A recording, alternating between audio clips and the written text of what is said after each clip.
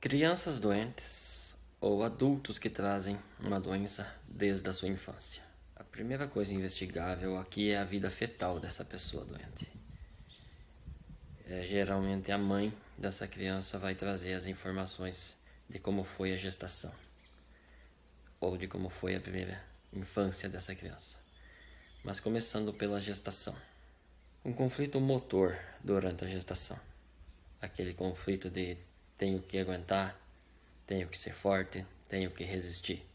Como numa gravidez de risco, por exemplo, uma gravidez com sangramento, com ameaça de aborto, ou um trauma que seja fora da gestação, um trauma que não tenha nada relacionado diretamente com a gestação. Se ela viveu um choque durante a gestação desse tipo, que é chamado de luta ou fuga, tenho que ser forte, tenho que resistir, tenho que continuar.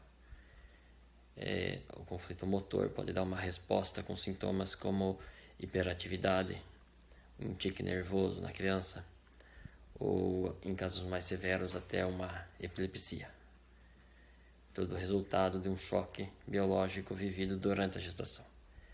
Esses choques dessa fase são muito fortes. A criança, o feto, no caso, vive isso com muita intensidade e a resposta no corpo aparece e pode ficar na vida adulta, pode ficar para sempre na vida dessa pessoa, acompanhá-lo durante a vida inteira se não for devidamente identificado o conflito e tratado.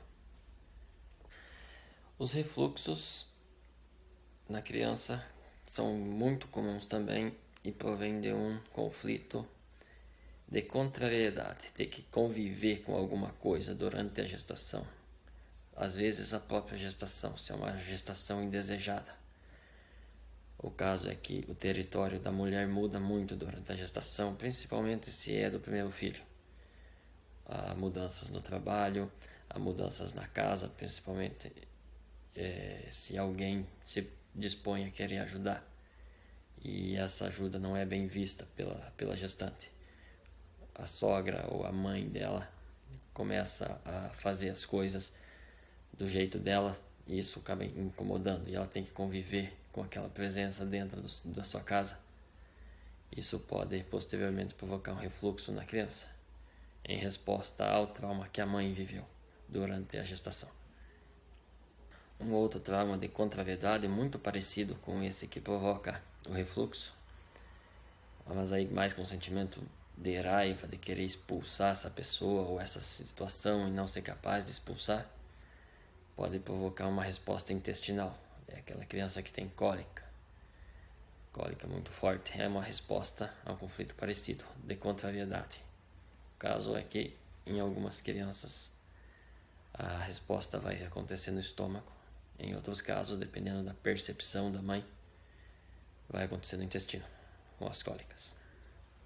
Déficits de atenção, hiperatividades, dificuldades de concentração e de aprendizagem geralmente estão ligados a conflitos de separação. E isso é muito mais comum na primeira infância do que durante a gestação. Mas se aconteceu durante a gestação um trauma de separação, também vale para essas respostas.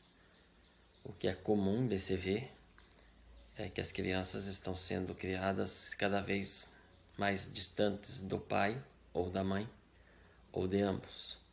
Então esse isolamento, essa distância criada, ou mesmo a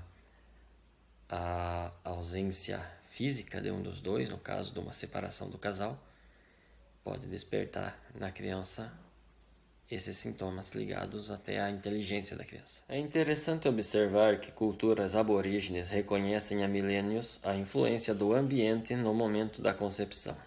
Antes de ter um filho, os casais passam por cerimônias para purificar a mente e o corpo. A biologia da crença, Bruce Lipton. Então, resumindo, tudo gira em torno do ambiente. Se o ambiente é hostil desde a concepção, durante a gestação e durante a infância da criança, ela pode desenvolver não necessariamente que vá desenvolver, mas ela pode desenvolver uma doença a partir disso. Tudo gira em torno do ambiente a qual ela está exposta. Se o ambiente é hostil, alguma doença pode surgir a partir daí. E é nisso que a medicina germânica foca.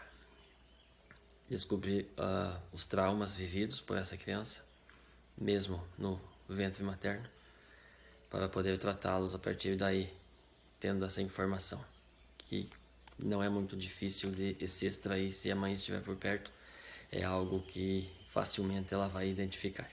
Era isso para hoje. Se você quiser sugerir um tema, fique à vontade nos comentários. Um abraço.